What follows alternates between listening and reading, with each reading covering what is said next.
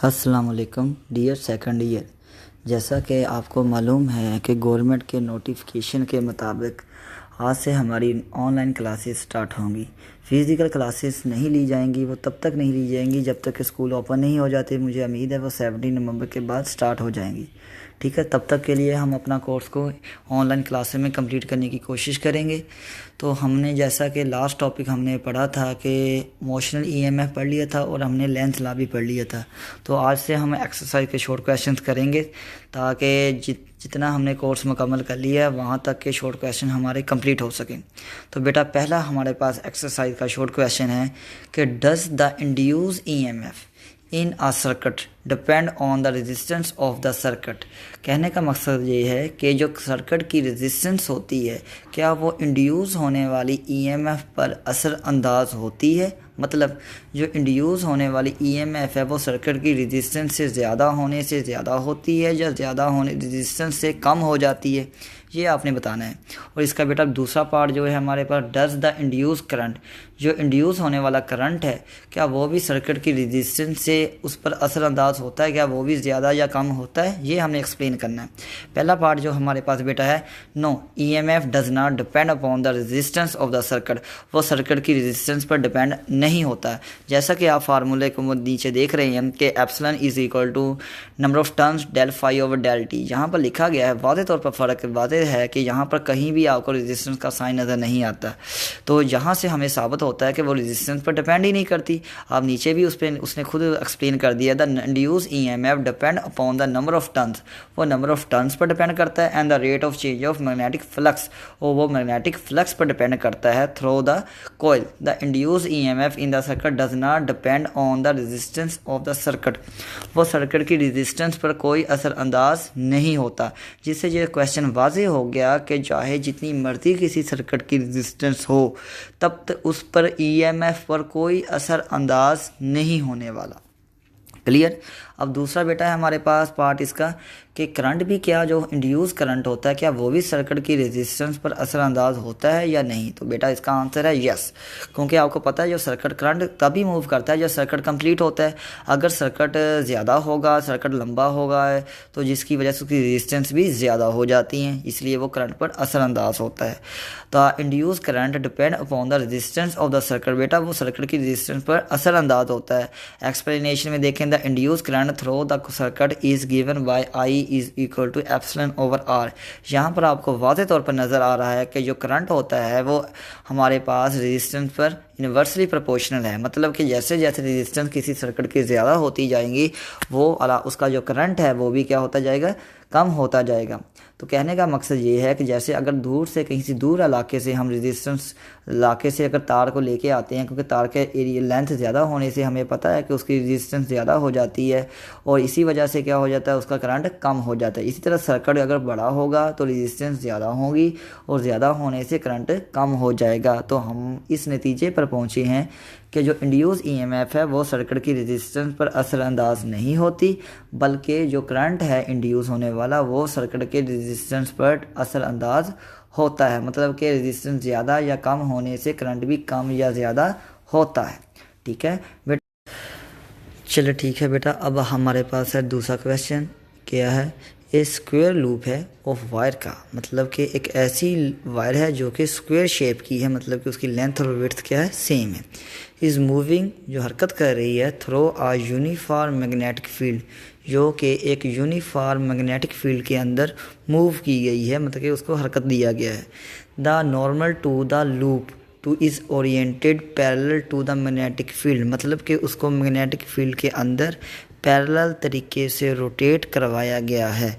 Is a EMF induce in the loop, क्या उसमें EMF induce होगी। Give a reason for your answer.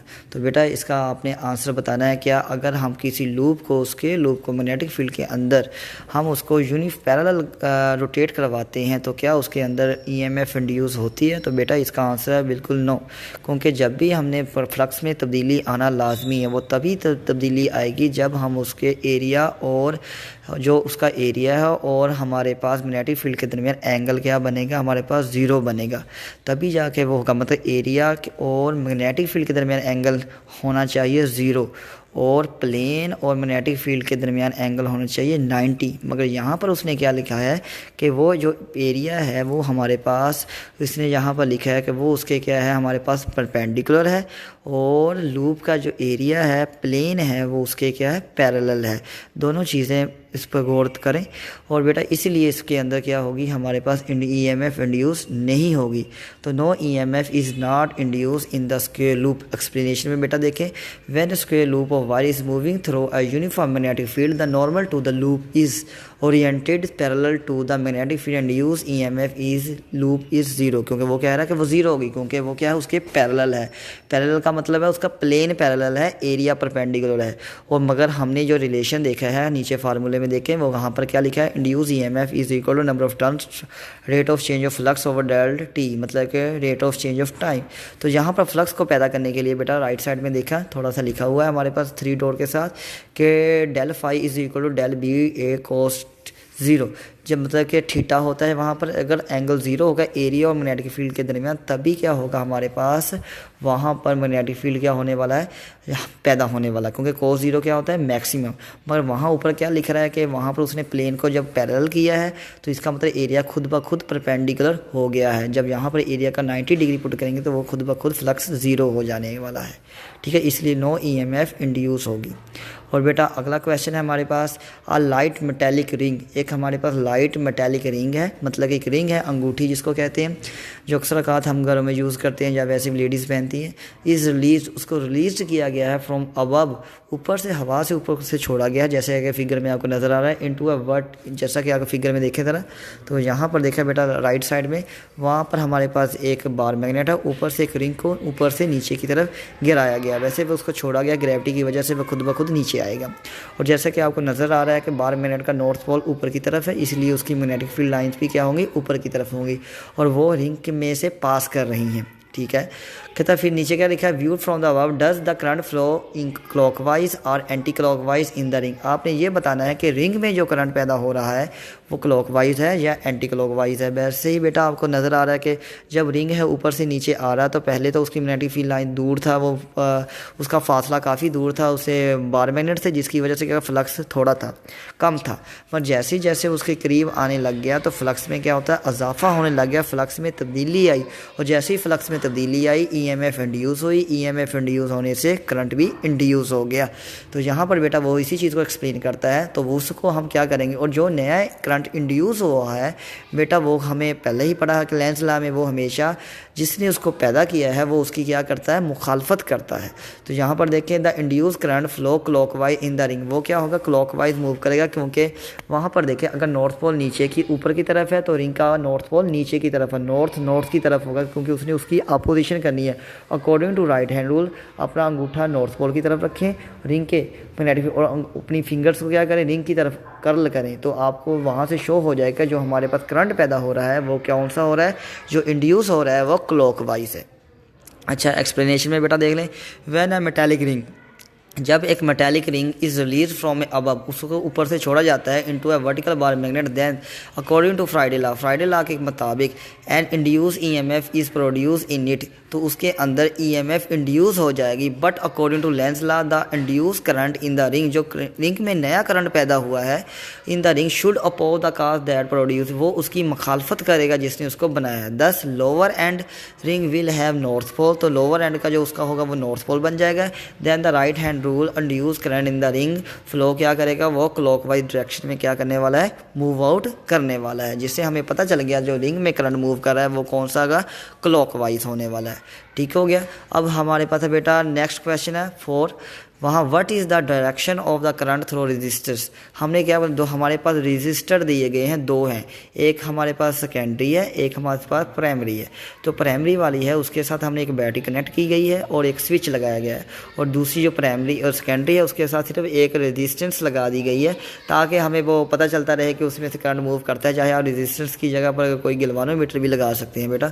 आगे हम देखते हैं, जब कहता है पहली जो रेजिस्टेंस होती है हमारे पास, पहली कॉइल है, उसको अगर मैं क्लोज करता हूँ तो दूसरी कॉइल में क्या असर पड़ेगा, जब मैं पहली कॉइल को ओपन करूँगा तब दूसरी वाली पर क्या असर पड़ता है, हमने यही चीज़ चेक करनी है। बेटा ये खास इतना इंपॉर्टेंट नहीं है, फिर भी हम करेंगे इसको। When the switch is close, जब स्विच को क्लोज किया जाता है, मतलब क्लोज का मतलब है उसको ऑन किया जाता है। The current in coil is anti clockwise direction, तो करंट क्या मूव करेगा उसमें, एंटी क्लॉकवाइज मूव करेगा, लेफ्ट से राइट की तरफ जाने वाला है। जब लेफ्ट से राइट की तरफ जाएगा हमारे पास तो क्या होगा, the current in the coil growth from 0 to certain maximum value, तो उसका जो करंट की वैल्यू हो वो 0 से ज़्यादा होना शुरू हो जाएगी। दिस काजेज, वो वजह बनता है change of magnetic flux through second को, और उसमें क्या होगा, फ्लक्स में तब्दीली आएगी, और उसमें फ्लक्स में तब्दीली आएगी तो साथ वाली जो सेकेंडरी कोयल है वो भी उसके पास पड़ी हुई है, उसमें भी फ्लक्स में तब्दीली आएगी। तो according to Lenz Faraday law उसमें भी क्या होगा, इंड्यूस ईएमएफ होगा, और वो जो इंड्यूस ईएमएफ होगा वो इंड्यूस करंट करेगा, और जिसके नतीजे में वो जो दूसरी वाली कोयल है वो पहले वाली की क्या करेगी, मुखालफत करेगी अकॉर्डिंग टू लेंस लॉ। तो यहाँ से हम रीडिंग करते हैं, according to Lenz law the its direction to opposite to the cause which produce it, मतलब कि जो सेकेंडरी कोयल में करंट पैदा हुआ है वो पहले वाले कोयल के करंट की क्या करती है, मुखालफत करती है। Thus direction of current through R is anticlockwise, तो हमारे पास जो इसमें क्या होगा करंट वो होगा वो एंटी क्लॉकवाइज पैदा होने वाला है, जो कि होगा लेफ्ट से राइट ही पैदा करने वाला, जैसा पहली वाली कोयल में है दूसरा भी उसी की तरह होगा, मगर उसकी क्या करेगा, थोड़ी सी मुखालफत करेगी। जहाँ पहले वाली कोयल का आगे की तरफ नॉर्थ पोल है उसका भी क्या होगा, इसी सीमत में क्या होगा, नॉर्थ पोल बनने वाला है।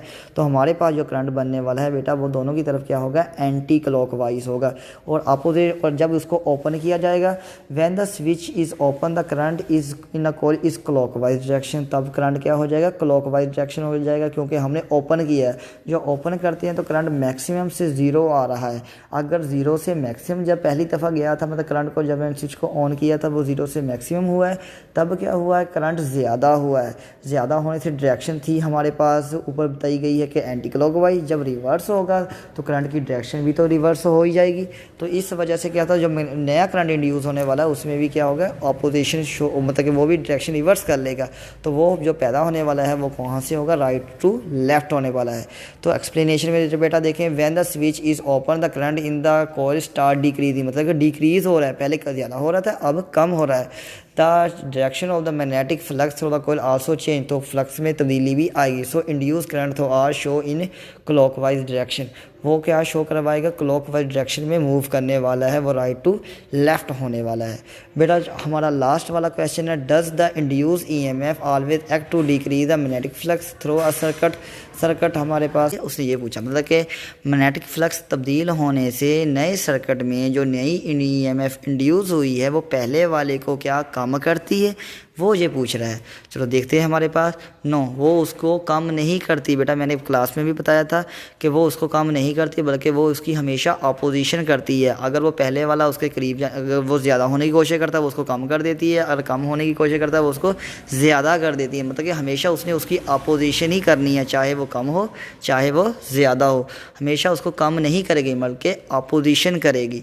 तो नो आप एक्सप्लेनेशन में देखते हैं बेटा हमारे पास, according to the Friday law induced EMF in a circuit, हमारे पास according to the Faraday law induce EMF in a circuit, वहाँ पर जो हमारे पास फार्मूला है फ्राइडे लॉ का, number of turns del phi over del t, here the negative sign जो शो यही करवा रहा है बेटा कि according to the Lenz law के मुताबिक और कि जो नई पैदा होने वाली ईएमएफ है वो हमेशा उसकी मुखालफत करेगी, ना उसको कम करेगी बल्कि मुखालफत करनी है, यानी कि अगर वो ज़्यादा होने की कोशिश करेगी उसको कम करेगी, अगर वो कम होने की कोशिश करेगी वो उसको ज़्यादा करने वाली है। यहाँ देखिए, if magnetic flux increase then induce EMF will act to decrease the magnetic flux. Therefore, induced EMF does not always act to decrease magnetic flux.